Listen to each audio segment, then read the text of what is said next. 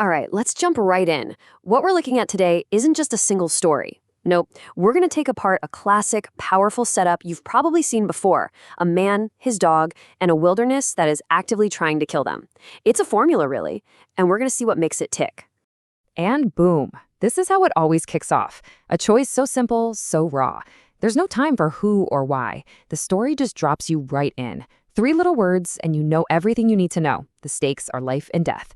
It's the perfect hook, right? Grabs you and doesn't let go. All right, so section 1, the jungle hunts its prey, the arena. You see, the first piece of this puzzle, the first character you meet, is the arena itself. And you've got to understand, in these stories, the setting, it's not just some pretty scenery. No way. It's the main bad guy. It's alive and it's hostile. And this is what's so fascinating, right?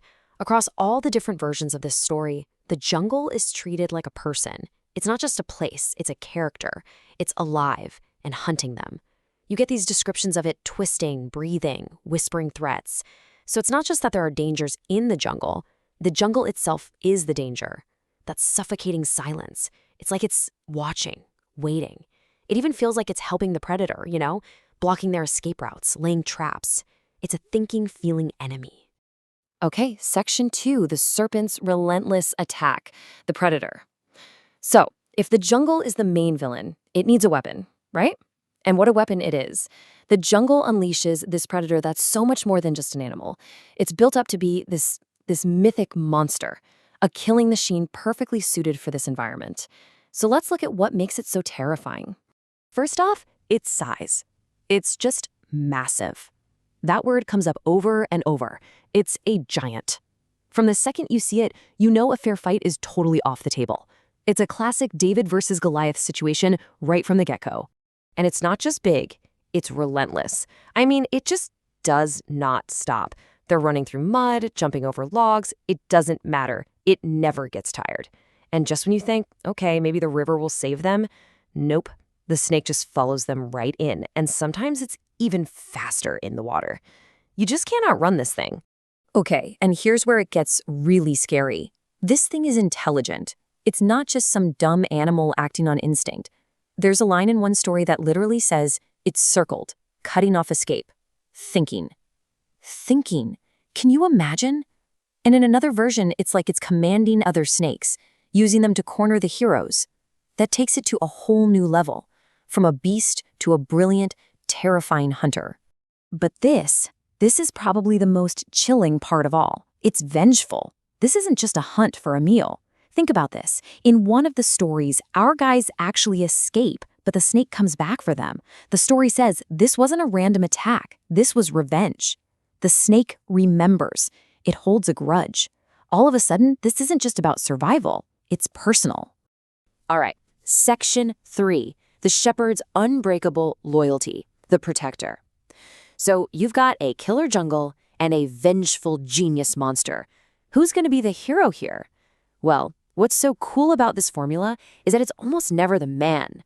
The real hero, the one doing all the protecting, is the dog. And this really breaks down that dynamic, doesn't it? Look at the man's column. He freezes up, he trips, he falls down. He's basically just reacting, and usually not very well. But then you look at the dog. The dog leaps to block a strike, tugs the man back to his feet, distracts the predator. The dog is the one with the plan. The human only makes it through because the dog is there, plain and simple.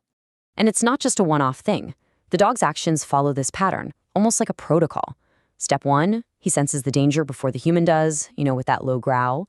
Step 2, he physically jumps in the way of the attack. Step 3, when the man inevitably falls, the dog is there to pull him back up. And finally, step 4, he creates that crucial distraction that gives them the window they need to get away. It's like a perfectly executed rescue mission every single time. And really, it all comes down to this. Trust your dog. It might save your life. It's not about having the right gear or being the strongest.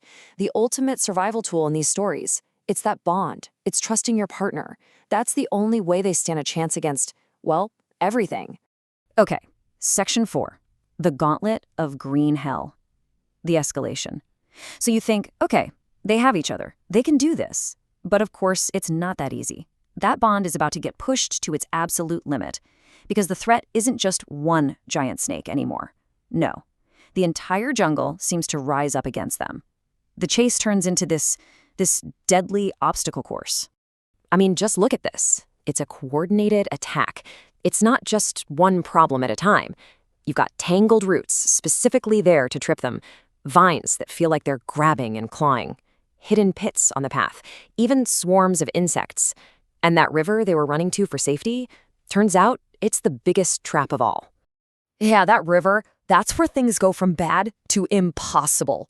They're suddenly facing more than a dozen serpents in the water. I mean, the stories say they're surrounded. Think about that. Their one chance of escape just led them into a nest of enemies. They are completely and totally outnumbered. So you have to ask, how in the world do they get out of this? And the answer, the key, is always this one simple word: together. It shows up again and again at the climax. They had beaten it together. It's the story's big answer. When you're facing an enemy that's bigger, stronger, and on its home turf, the only thing you have is unity. Sticking together is their only move. And that brings us to our last section. Survival is only temporary, the unending game. Because here is the final, brilliant twist in these stories. Getting away isn't the end. The victory, well, it's not really a victory. It's more like a timeout in a game that you can never actually win. And this chart just lays it out so perfectly. You can see how each story gives you that moment of relief. You know, John and Bruno won. They had beaten it. You feel that, yes! But then look at the next column. The very next thought is always something like, survival was never permanent, or the game never truly ends. It pulls the rug right out from under you. The win is just a pause. And this quote really says it all, doesn't it? The jungle never forgives. Its dangers were endless, and survival was never certain. That's the core belief here. The fight just goes on and on. The jungle has all the time in the world. It can wait. You might have won this round, but the jungle's just waiting for you to slip up tomorrow. So that leaves us with this final thought, this big question. In a game the jungle always wins, what's the point of surviving? If you can never truly win, what are they fighting for? And maybe the point isn't to win the game. Maybe the point is just to play, to prove that even when everything is against you, the choice to keep fighting, to do it together, maybe that in itself is the only victory that matters.